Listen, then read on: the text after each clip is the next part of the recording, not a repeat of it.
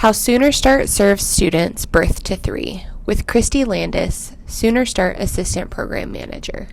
March 11th, 2026. Cirque's Wisdom Wednesday webinar series.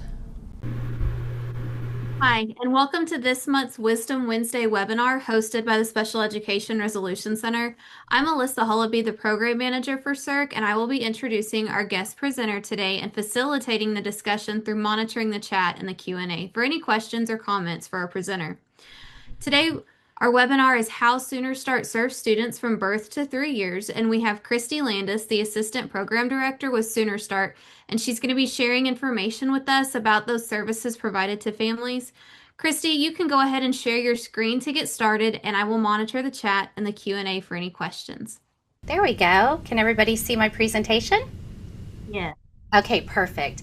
Well, thank you so much for inviting me. I absolutely love talking about Sooner Start. I not only enjoy being able to make a difference in the lives of Oklahoma children and their families, but also I have been touched directly by having Sooner Start for one of my children and one of my grandchildren. So it really is a labor of love. So my goal today is to give you an overview of Sooner Start and what we do and answer any questions you have. And I'm going to kind of do a little bit of a pull out and focus a little bit more on early childhood transition because that's something that we've worked with over the last couple of years to see systemic improvements in the program. So getting started, let me tell you about where we are and what we do. So Sooner Start covers the entire state. We are the Oklahoma Early Intervention Program for the state of Oklahoma. Of course, we have the word Sooner in our name. We are not Sooner Care, Sooner Success, Sooner all of those things. Our program director keeps trying to change it to Cowboy Start, but that hasn't gone over well. But if you live in the state of Oklahoma and your child is under 3 and they have delays, we are here to serve. You can see that on the map, we're divided into 12 distinct districts that we couple with the health department. These are health department districts, but we have education employees there, and they are kind of clustered to be able to serve a family well in that area. And so while you can see over here in the Panhandle, we have Texas County, we don't have a lot of families out there. So by grouping that whole district together, we create a whole team of professionals. So a nurse, a motor provider, a child development special, all of those people will be there to serve those children. But that's kind of what the map looks like, and that's where we're busy every day across this state. So let me give you a little bit of opening on how we got started. This really came down from the federal government when they decided to take the Individuals with Disabilities Education Act, which at that time just served children in a school age setting, and lower that age to where we're meeting children where we need to meet them, which is in the home. And so through this, a model was developed. Oklahoma does it really, really well, I will say. And the purpose of early intervention is to meet the family in their natural environment, which is typically their home or childcare, or if they're having issues with the child at Walmart, that's a natural environment too. So we go in there not to take your baby and fix them and hand them back. We go in there to increase your capacity as a family, how you work with your child, giving you the strategies and the teaching tools that you need to make one intervention visit turn into many because you're peppering them throughout your day. By doing this, the current research shows that for every dollar spent in early intervention, it saves $7 in special education costs down the road for that child. So it's a worthy return on investment. They are currently working on a new return of investment study, so we'll have even more updated numbers probably by the end of this year. And at the time when early intervention came out, we were still secluding children, we were still institutionalizing children, and what we really did is create people who were dependent on a system instead of increasing the capacity for their family and advocating for their own child. In 1989, which was a few years ago, the Oklahoma Early Intervention Act was signed into law. And it, like I told you, it's part of IDEA, and we are Part C. So we cover those babies 0 to 3. In Oklahoma, how we do it is we work hand in hand with the health department. So I work for the Department of Education, but I have a counterpart that works for the health department. In education, we take care of the resource side of the family. In the health department, they take care of the related service side of the family. But when we go into that home, I will tell you, nobody knows who we work for other than we work for Sooner Start. And we work in tandem. It's beautiful. We've been doing interagency before interagency was cool. And we work really well together. And we might think a lot of ourselves. We call ourselves the dream team. So it's a beautiful dance between agencies, and just like anything you do, sometimes you can rub up against each other, but I think we do what we do well, and we serve families well. So I alluded a little bit to this. So OSDE is the lead agency. The Oklahoma State Department of Education is the lead agency. That means that the money funnels to us through the State Department of Ed budget. We have our own line item. Then we contract with the Oklahoma State Department of Health to provide certain services. And so our education staff are actually embedded in health departments throughout the state. It's a wonderful working relationship. And what I hope this graphic represents is where one ends and one starts, you don't know. We are just one. What we do and who we are is we have what are called resource coordinators in other states and free associated states and territories. Those are called service coordinators. Oklahoma wanted to expand that. We wanted to be someone who just didn't get your family through the process, but made sure that all of the things around that family that they needed for support are in place. That could be food. That could be transportation, that could be education, that could be a variety of things. That could be you walk in that home and there's no electricity. And so you need to get that family to hook them into resources so that they can meet those basic needs. Because we know if those basic needs aren't met, we're not going to elevate to get to that child's development. We also have service providers, which cover a bevy of people. We have nurses, we have social workers, physical therapists, occupational therapists, child development specialist, speech language pathologist, feeding specialist, a nutritionist who has specialty in breastfeeding for those mamas that maybe have children that have cleft palate. She has experience in that. All of these wraparound services for the family to meet them with what they need when they need it.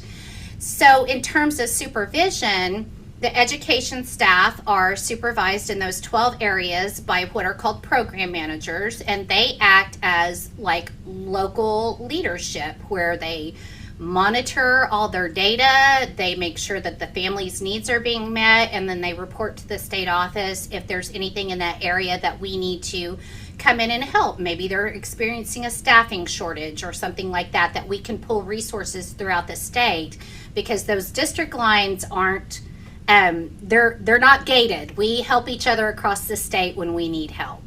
And then we also have our lead clinicians, which are our local leadership on the districts that supervise the service providers and make sure that they're doing things that's in accordance with their licensure, with evidence-based practices, meeting the needs of the family, making sure that they get the training that they need, that everything is up to date, and that's how they supervise for that. Now, funding for Sooner Start's pretty easy. There is no cost to participate. There is no income verification. It's for all Oklahomans that meet the needs. And I'll get into what those criteria are here in a second. But our funding source is really easy. We get a federal grant from the State Department or from the Federal Department of Education through the Office of Special Education Program. That's typically about $6 million a year. We get state funding directly, a line item that's about 16 to 17 million a year. And then we get some funding in Medicaid dollars, which goes up and down depending on the number of children we served and how many are Medicaid eligible. One thing I would like to say about Medicaid, in case there's any health people on here, we bill through an education system. So if a child is on Medicaid and receiving other services like private therapies or evaluations for autism, they will not compete with each other. Ours is set aside in an education fund. Theirs would be a health fund. So we like to tell parents that they don't have to pick and choose. They can have it all. And Sooner Start's there to help them whether they have Medicaid or not. So let's talk about the process, how we get a family in and what that looks like. The first thing that happens is a referral comes in. And we do have an online referral system. It's a QR code tied to a pretty complicated little coding that goes where it needs to go. I did not do it. It was someone way, way smarter than me. But that referral comes in, and that referral can come from anybody. It can come from the parent. It can come from a Head Start teacher, Aunt Bertha. It can come from the doctor, the nurse. Anybody can do that. And so once we get that referral and it's assigned to the appropriate district based on where the child lives, then they will have a contact from a resource coordinator who will start the intake process. And that intake process typically involves going to the home just to kind of lay eyes on how everything is. There's a lot of times parents won't tell you they have food scarcity, but when you go in that home, you understand that there's food scarcity. So we encourage them doing the intake in the home versus on the phone, which is an expensive thing to do, but it's still the best practice to do. They gather information about the child, what the family's concerns are, what they would like to see their child do, any information they have, such as diagnoses or anything that's out there, health records, any of those things that we can get information to get a better look at what this kid is experiencing right now. So during that intake, a lot of times we'll do a screener. We use the H's and Stages questionnaire, and it just gives us an idea of where the kid is. It gives the evaluation team an idea of where the child is. If the child scores very well on the screener and it looks like they might not qualify for services, we can let them know that, but the family still has the right to request an evaluation. A lot of times if they get the screener and they see that kid is 60, that like they've scored as high as they can score, a lot of times they're like, no, I needed to know. I just wanted to know I had concerns and now I don't have concerns. But sometimes even when the screener doesn't show something, parents still have concerns. So let's get them into that evaluation and let's get a more detailed look at that child and see if the screener's not picking up on anything. So moving to the evaluation, part of the process, we have to have a 2-person evaluation team. That's why they're expensive, and they have to come from 2 different backgrounds. So if I'm speech therapy, I can't be with another speech therapist. I have to be with a motor or a child development specialist, so that my hat with my specialty is looking at something that someone else's hat with their specialty is looking at something different. So I might catch something that my partner doesn't, or vice versa. During that time is when we determine eligibility, and the beauty of it is the parent knows that day at the evaluation whether or not their child qualified for services. So all of this is like within a 45-day period. So this is clicking along pretty quickly because that's our deadline. So we let our families know whether or not they qualified for services. And I'll talk about the qualifications in a second. And then from there, we move into what is called the Individualized Family Service Plan. Part of that plan is the Oklahoma Family Interview, which is our take on routines-based interviewing, which is the gold standard for early intervention. It's family-driven. We talk about routines. What does snack time look like? What does bedtime look like? What does bath time look like? What are you having issues with in these routines, and how can we address these? So by getting that information, it feeds into the Individual Family Service Plan, or what we call an IFSP. And that's where the outcomes or goals are written. That's where services are determined, and that's how we review as well. So everybody has a seat at this table. An IFSP team consists of, number one most important thing, the family. Their name is in the plan. And then you'll have the service provider or providers based on how that child was staffed. and the resource coordinator there. So minimum of 3 people at the table, and everybody is giving input at that. The family is giving their input, the service provider, the resource coordinator, and they're all coming up with this plan that is unique and individual to that family and is addressing the concerns that they have. I might walk into that house and be concerned that that child only has 2 words, but mom's not. So we know if I write an outcome for language and mom doesn't want to work on language, that is a wasted outcome. We want to focus on what the parents want to focus on. That does not mean that during those visits we can't get a little language stimulation in there or start to show mom how that connects the dots to behavior, possibly. You know, if so-and-so had some more words, then maybe the screaming would subside or the biting would subside. And so, you know, using those opportunities to educate the parents, and the review of the IFSP might look completely different on what the parents' priorities and concerns are at that point. So during that time, the IFSP team also decides what the frequency of services are, how often they're going to come out, how long they're going to stay there, who the primary service provider is. So we use a coaching modality in Sooner Start, which means that our learner is the family. It's never the child. So it's completely different than private therapy in that we are capacity building for the family and not targeting just the child on specific skills. So that's the whole purpose of Sooner Start. So let me back up a little bit to the evaluation and kind of pull that out and look a little closer at what that looks like. So during that evaluation, we typically use the Battelle Developmental Inventory.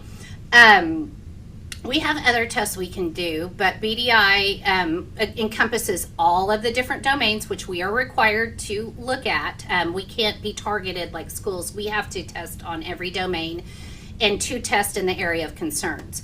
So we would have the BDI, and maybe like if it was a language concern, you could pull out the Rossetti or the REAL, and either of those evaluations, there only has to be one area that has a 50% delay, which is a high delay. Let's not downplay it, or 2 areas of 25% delays in 2 separate domains. So it can't be expressive language, receptive language. It would have to be language or motor, language cognitive, whatever. We also have a very, very, very extensive list of automatic qualifying conditions. This is taken care of by our partners at the Oklahoma Health Department. Dr. Pai is the one who researches any suggestions we have, and the research has to show that if this child didn't receive early intervention, there would be negative impacts to their delay. So a lot of the automatic qualifying conditions that we have are very familiar to people, like children that have Down syndrome or cerebral palsy or autism diagnosis. But there's also some things on there that are very unusual and only come up once in a blue moon. So we try to keep an extensive list so that our babies that do have a diagnosis, that we're meeting their needs and we're not having to go through evaluation. But sometimes we haven't caught up to that. We get a lot of new diagnoses coming in almost every month that none of us have ever heard of. And just as science advances, so do diagnoses. And so we're constantly trying to keep up. We can also use what's called informed clinical opinion. And that is basically, as an evaluator, I am saying that I do not believe the test that we did captures the true nature of this child's delays or challenges. And so in my professional opinion, I think this child would benefit from early intervention because of X, Y, and Z. And so that also can happen, and our evaluation teams have complete and total autonomy to do that. We do not check that at the state level because we are not part of that evaluation team, so that's a lot of hubris to go in and say, I would have done it differently when you weren't in that evaluation. So those are the 3 pathways to qualify for services. So pulling out the Oklahoma Family Interview and talking a little bit more of that is The Oklahoma Family Interview, IDEA, requires that we do a routines-based interview to get as much information about where the child and the family are struggling in their day-to-day opportunities. All of these we're looking at the family's unique routines. We all have certain things that we do. We all go to bed, we all eat dinner, we all do this, but there's some other things that might be a concern. I've had families before that they wanted to talk about their routine at church on Sunday with a special needs child and what that looked like and how difficult it was. And so that's a completely unique routine to that family, but it's something that we can talk about. It's something that we can write an outcome for, and it's something that we can help that family come up with strategies for. All of these things go into the hopper and spit out a beautiful, developed IFSP that the family can understand. That the family understands when those outcomes are met. They're not written in professional jargon. They're not hard to read. They don't have ridiculous things on them like 3 out of 7 times, or they're meant to be easy to understand, and a family should know exactly when those outcomes are met for that child. The IFSP is a legal contract between us and the family. It's what we're all promising to bring to the table and do. It's a living document in that it can be changed at the behest of anybody on that team. Call a meeting, let's review it, let's look at what we're doing. The family is who decides what the outcomes and the goals are that are important to them. We are not pre-populating, we are not doing any of that. We are family driven.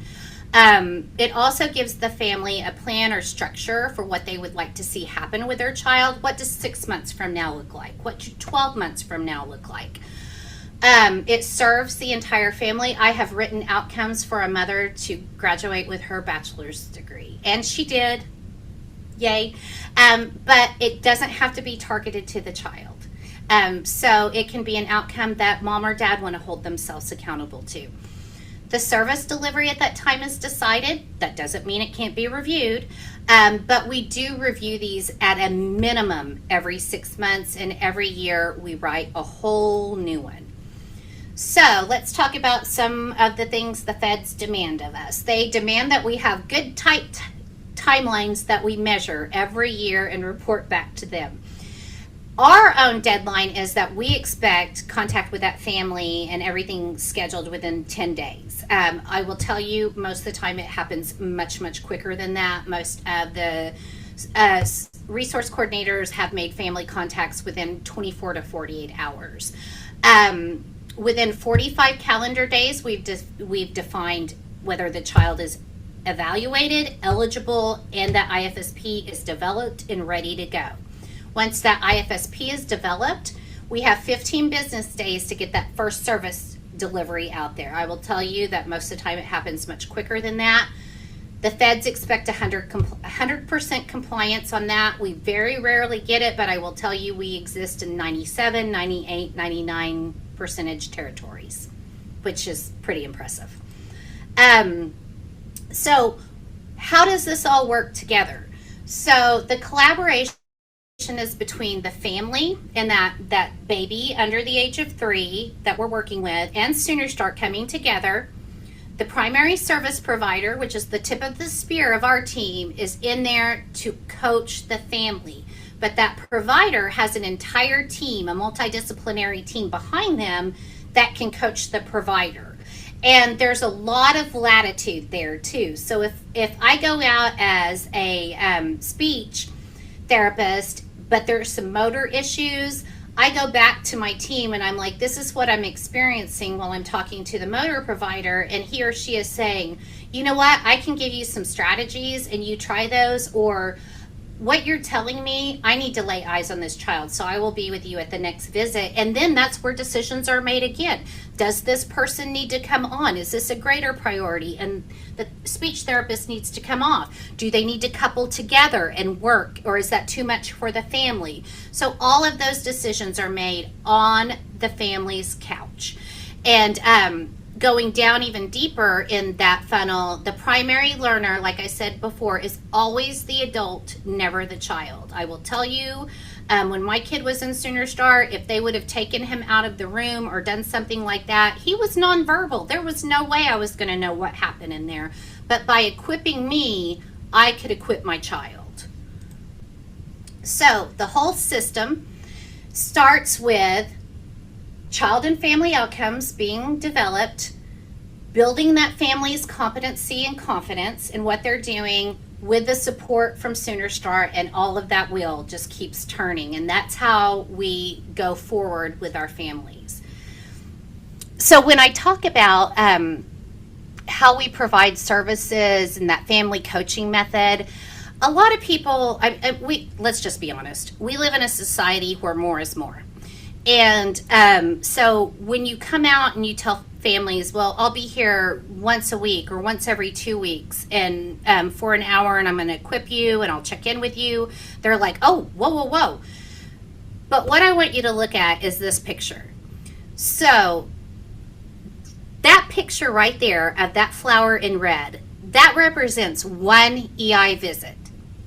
One visit with me coming in, giving you some advice, working with your child, modeling, bringing resources with me, which could be adaptive equipment, lots of different things, but using what's in your environment. When I leave, I'm not taking with me. I'm leaving your environment. That leaves you in your environment to work with your child throughout every routine, here and there throughout the day, so that one little red flower turns into that whole field of yellow flowers, where early intervention exists in that family life daily throughout every routine. And that is how change is made. It is not made 1 hour a week, once a week, every week for 52 weeks a year. It is made by building up that family, letting them understand that they are the best and first teacher for their child, and getting them to the level where they feel completely confident to advocate for their child, to teach their child, to navigate the hard things with their child. That is the entire purpose of early intervention. So what I want to talk about now, give you a little bit of a bigger look at what we've focused on in the last 2 to 3 years, which is early childhood transition. And that basically came down from the feds, making sure that children are having good transitions from early intervention into what comes next. So let's talk about what comes next. As you know, we serve children from birth until the day they turn 3 years old. So that's our window right there. It's a very, very, very small window, and there's a lot that happens in that time. And one of the most important things that happens is preparing our families to leave the warm embrace of early intervention into the coldness of school services, which is very harsh. I say that as a parent. It was very harsh. So between the age of the child being between 27 and 33 months, we will start to introduce transition. Trust when I say we're introducing it much closer to 27 months. We're only doing it later if we get late referrals, which I'll talk about as well. Everything has to be in place for that family by their 33rd month, which means that we've told them about transition, we've told them what their options are, they've made their decision which fits their family the best, and we've helped facilitate that transition to whatever that is. And so all of that has to be accomplished 90 days before the child turns 3, to give parents that feeling that they know where they're moving and they're not just going to be cut off. So some of the things you need to know about transition: 1, the most important thing, like everything in Sooner Start, it's family driven. We don't decide where the child goes. We don't advocate for school services, private services. We let them know what's available in their unique community. We document all of this on the IFSP, so any child that has transition, anyone should be able to open up that file and understand the story of that child's transition. It's extensively documented. And all of this, of course, is required by IDEA Part C. the first thing that we do is we go in and we meet during usually typically a service visit while we would be in the home, and we take this time to start to introduce transition. And a lot of families are like, no, don't go. And we're like, but we have to. But there are other people who will step in the gap. And we talk to them about that. We talk about options in their community, which can be vastly different. Everyone knows that if you live in Idabel, your options are completely different than if you live in Tulsa County. And so knowing what's in the environment that they live in, and sometimes the only option is school services or, Granny's Giggles and Grins down the street. That might be the only two options that family has, but it's up to us to know what's in the environment and give the parents that buffet to choose from, but they decide what to put on their plate. So once we do that, and let me just tell you, we don't expect a decision that day. Some families have been through this rodeo before and know exactly which direction they want to go in, but a lot of families, this is completely and totally overwhelming. It's the first they've ever heard that children that are age 3 can be served by a school district. So that kind of blows their mind. Some school districts, that blows their mind too. But the next step in that process, once they've made a decision, is to have what we call a transition planning conference. And this is where we get together either with school services and the family learns about the school and what they could potentially do and what that path looks like, or it could be Educare, or it could be special care, it could be the Little Lighthouse, the School for the Deaf, it could be 1,000 different things. But whatever that family chooses, it's our job to bridge that gap, put them together, get that information shared between both us and them, all with consent, and help smooth that movement for that family into those services. I don't know why I had that one. So, wait. Okay, so here's one of my favorite videos that we did. This is little baby Elysian and his mom. We filmed this during COVID, which was super fun to do. But she is amazing. So Elysian hasn't been with us for quite some time, but he has a beautiful, beautiful story. And I hope that y'all can hear the sound, because she does so much of a better job than I do of talking about how amazing Sooner Start is.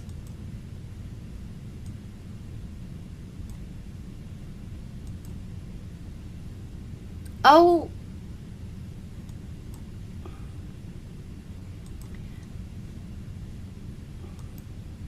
okay, never mind.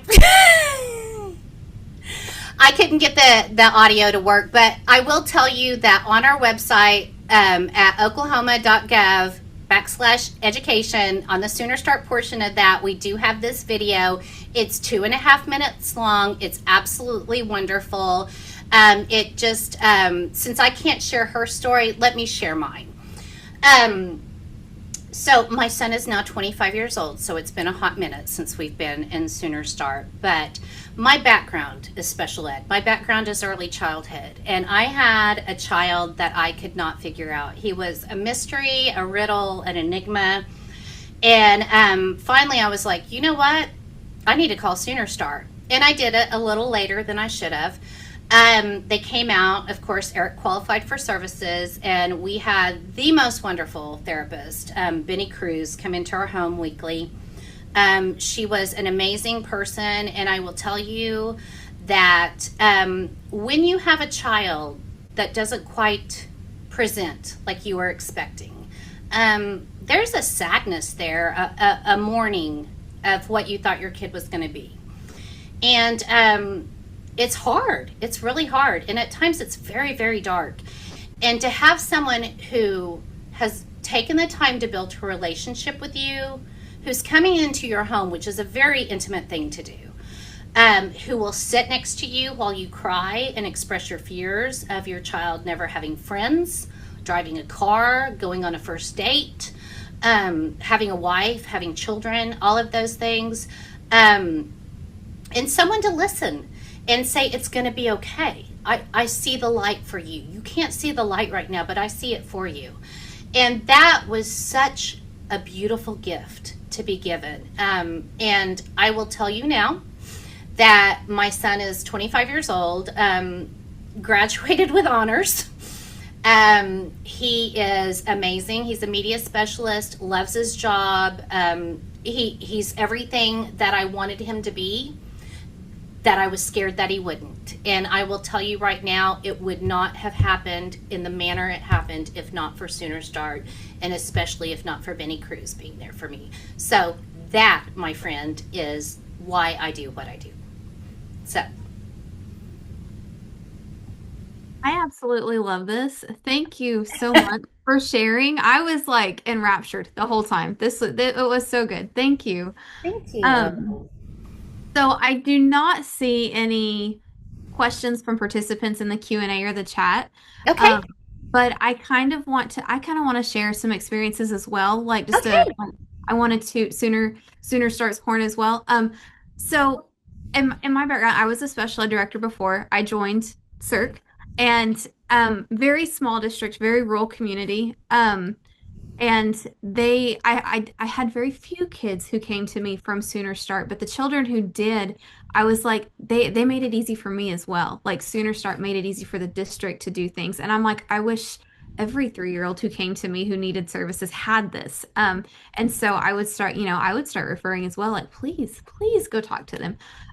So from a school perspective, like I very much appreciate what Sooner Start does and the time that you guys take with families.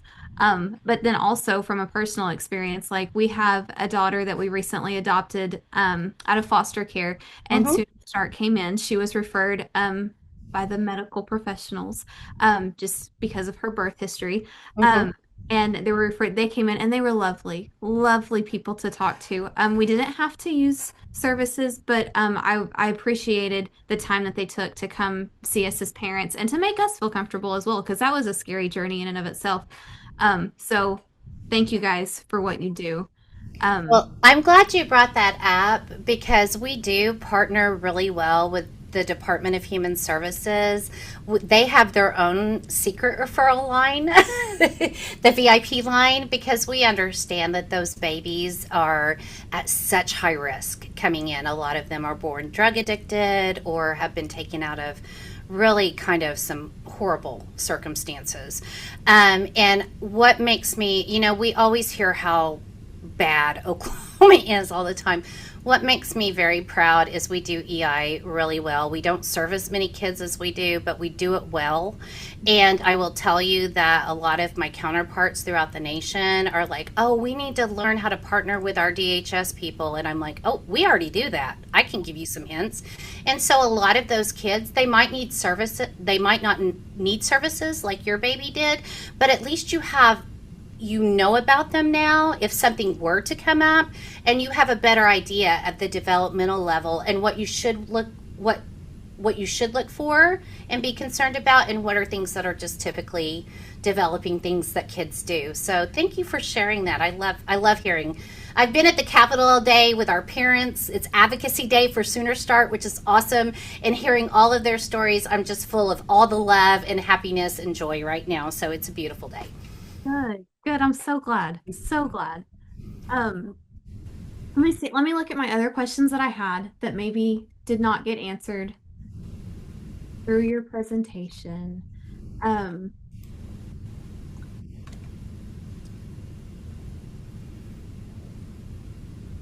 Okay, so here's one, and it may be abstract, but I'm going to ask it anyway.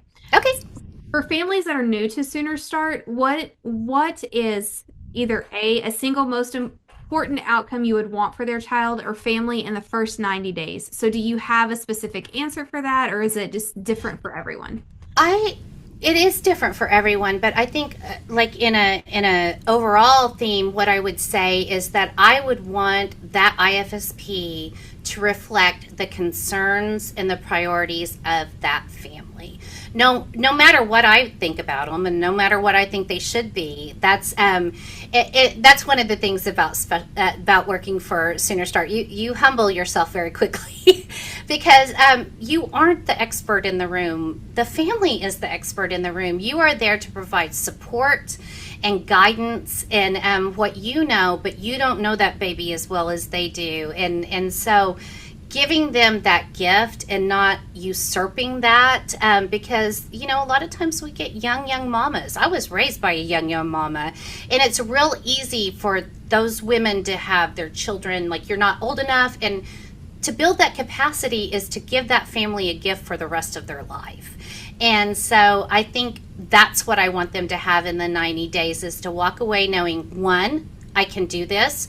2, somebody's going to walk beside me when I do it. And 3, when I leave this program, I'm going to be equipped, and I know I can call back if I need to and ask questions. So I do miss being in the field, and I always told my families, if you need me, you call me. I don't care if your kid's 10, 15, 20, 25, you call me.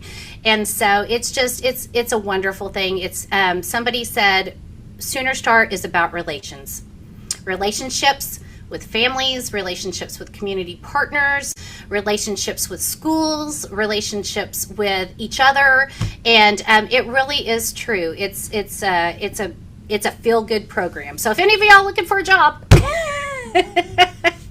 we always need providers. Hopefully people will go back and watch the archive, and you'll get some applicants. Yes, but we always, the thing that breaks my heart the most, I would say, is the fact that we're not well known in Oklahoma, and I really pray for a path forward with that, because we all know Oklahoma doesn't do a lot of things well, and we know there's a lot of babies out there with high ACEs scores and developmental delays, and I want them to know that a program exists that will meet them where they are in their home. Doing therapy for a kid, going here, there, and everywhere is a lot, and it turns into a full-time job real quick. And so being able to meet them in their home where they are it's expensive, but it's worth it. For sure.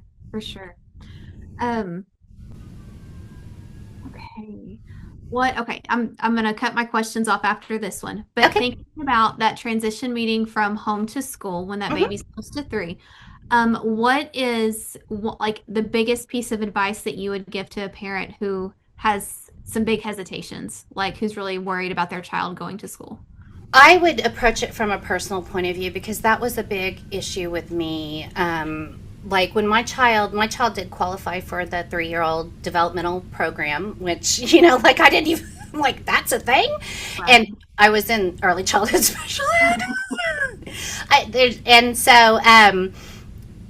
I think telling them to foment that relationship with their child's teacher, because there's nothing scarier than handing your 3-year-old baby to a person knowing that your child is nonverbal, can't express their wants and needs, and they're going to be with someone that's not you for half a day or a day. And that was incredibly frightening for me. But I was so blessed with a DD teacher that I had, Miss Barb. Talked to her to this day. She retired. She moved to Colorado. She cannot get away from me. I hunted her down. But I love her, and she was so reassuring, and she fed into that relationship. And it was me voicing my fears. Like, I'm like, Miss Barb, how are you going to know if he needs to go to the bathroom? How are you going to know if he is hungry, if he's hurt his finger, if, how is he going to tell you all this? And she's like, I will send you home something every day until you feel confident that I've got your child. And so I think that's really what it is giving parents the permission to voice their fears, their concerns. They're not silly. Most of us have them. And just because when we don't, and we keep it inside, our minds do terrible things and come up with all sorts. My baby's in this crying. He's just sitting in the corner crying. Nobody's loving on him. And so just being vocal and an advocate, that's what I want. But not be a partner. Don't be an enemy. Pick your battles, because there's going to be lots of them if you're going to navigate special ed. Be a partner. Don't be a prickly partner.